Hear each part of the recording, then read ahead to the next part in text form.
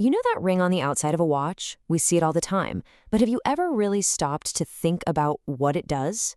You might think it's just there for looks, right? But that ring, it's called a bezel, is actually one of the most functional parts of a watch. And get this, it has a wild history, one that's tied to actual life-or-death situations.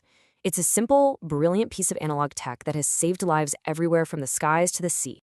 Okay, so here's how we're going to break it all down. First, we'll cover the absolute basics. Then, we're going to jump in a time machine to see its surprising origins. After that, we'll dive deep into its most famous job, peek under the hood at the clever engineering, and finally, take a look at what's next. So, let's start with a big question. What exactly is this thing we call a bezel? Because it's so much more than just a pretty frame for your watch. It is a purpose-built tool. All right, so at its most basic level, the bezel is just the frame that holds the glass, or the crystal that protects the watch face. Super simple.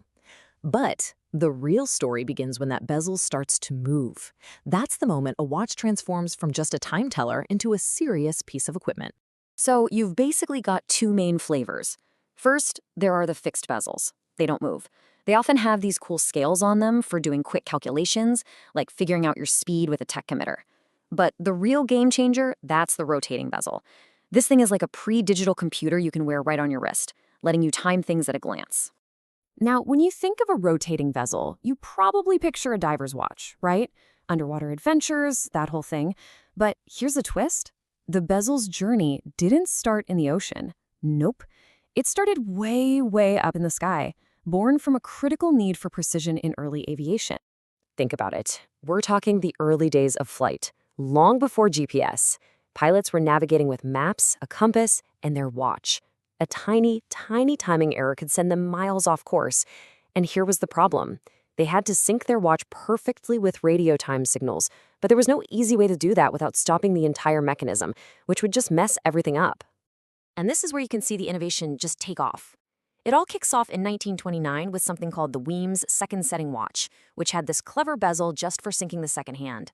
By the 1940s, Breitling basically turns the bezel into a full-blown slide rule, an analog computer for pilots. And then, in 1953, the Rolex turnograph helped make the rotating bezel a standard feature on professional tool watches. So, the bezel had conquered the air, but its most legendary role was still to come, deep beneath the waves, where it would become an absolutely indispensable tool for a new kind of explorer. You see, with the rise of scuba diving came a new and terrifying danger, decompression sickness, or the bends. To avoid it, divers had to know exactly how long they'd been at the bottom, their bottom time, and that's where the rotating bezel became an absolute lifeline. It was a simple, genius, and totally foolproof solution. 1953. That year was absolutely pivotal. While a few brands were launching dive watches, Blancpain introduced the 50 Fathoms, and it had something revolutionary, a bezel that only turned one way. This wasn't just a cool feature, it was a life-saving one. Okay, so the genius of this one-way rotation is its elegant, fail-safe design. Before a dive, you line up the zero marker with your minute hand. Now, if you accidentally bump it underwater, it can only move counterclockwise. What does that mean? It means the elapsed time can only ever look longer than it actually is. So it basically tricks you into thinking you've been down for more time, forcing you to head to the surface earlier. It's an incredibly simple solution that builds in a critical safety margin. Just brilliant. But what about that click? That super satisfying, solid feeling you get when you turn a good bezel. That's not just for fun. That is the sound of some really clever engineering at work. So let's get into the mechanics and materials that give it that perfect feel.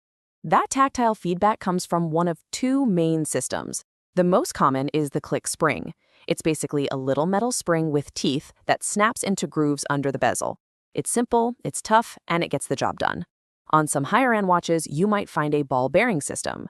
This uses tiny, spring-loaded balls that smoothly fall into place. It feels a lot more refined, almost luxurious. But either way, the goal's the same. Lock your time in securely.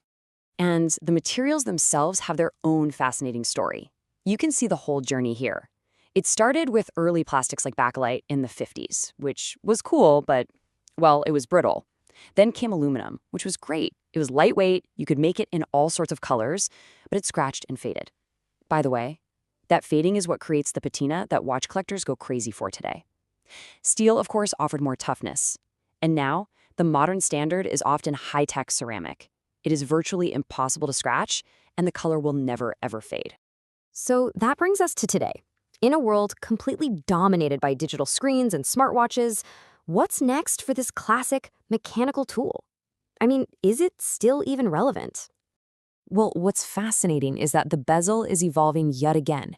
Its amazing design is now inspiring the digital world. You've got smartwatches using rotating rings with haptic feedback to try and copy that classic mechanical feel. At the same time, there's a huge neo-vintage trend, a return to materials like aluminum, specifically because they age and show character.